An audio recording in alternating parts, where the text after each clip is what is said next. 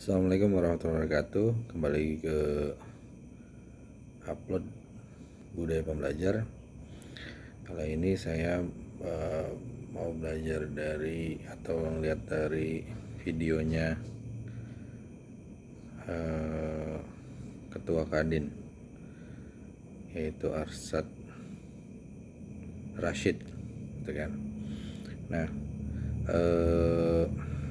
jadi dia tuh mau jelasin tentang bagaimana cara meningkatkan leadership, bukan cara meningkatkan self leadership. Jadi untuk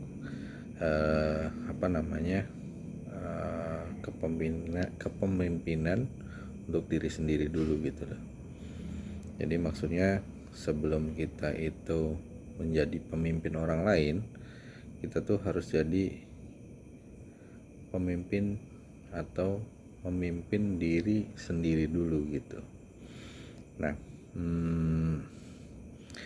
jadi dia jelasin bahwa belajar dari kisahnya kaisar atau filosof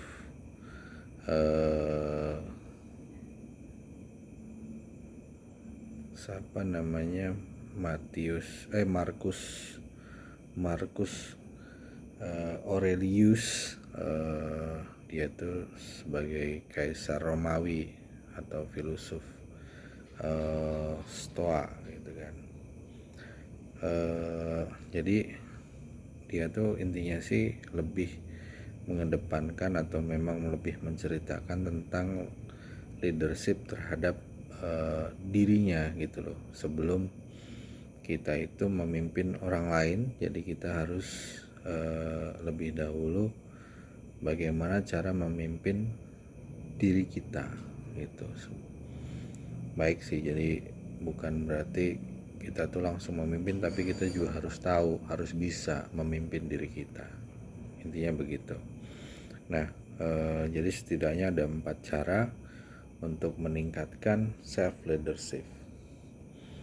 Yang pertama itu clarify purpose. Jadi kita itu harus punya goals atau tujuan. Jadi kita harus menentukan tujuan kita yang ingin dicapai apa. Jadi supaya jelas atau secara jelas bahwa yang nanti kita yang nanti kita mau capai itu apa gitu. Di diri kita nih apa yang mau kita capai. Jadi kita harus tentukan dulu tujuannya. Jadi harus tahu dan harus jelas. Jadi jangan sampai kita tuh nggak tahu tujuan kita apa atau apa yang kita mau capai. Jadi kita harus tentukan dulu. Itu yang pertama. Terus yang kedua, mempraktekkan self awareness. Maksudnya apa?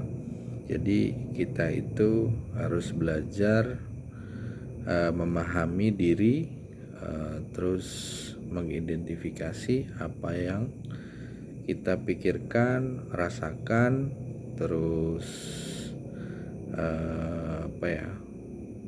terus kita lakukan tadi kan.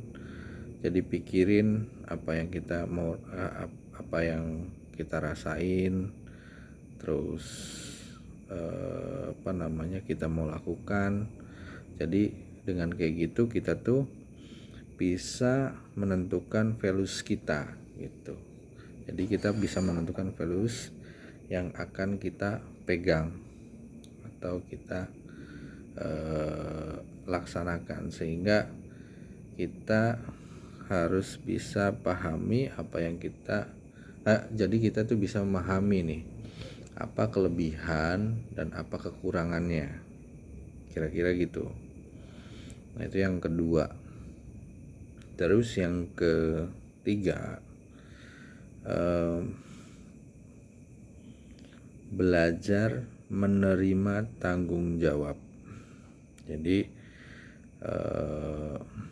kita tuh harus paham yang akan kita laksanakan, yang akan kita kerjakan menjadi tanggung jawab kita,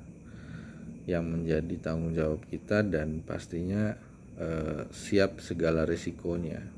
Itu yang ketiga. Nah, yang terakhir adalah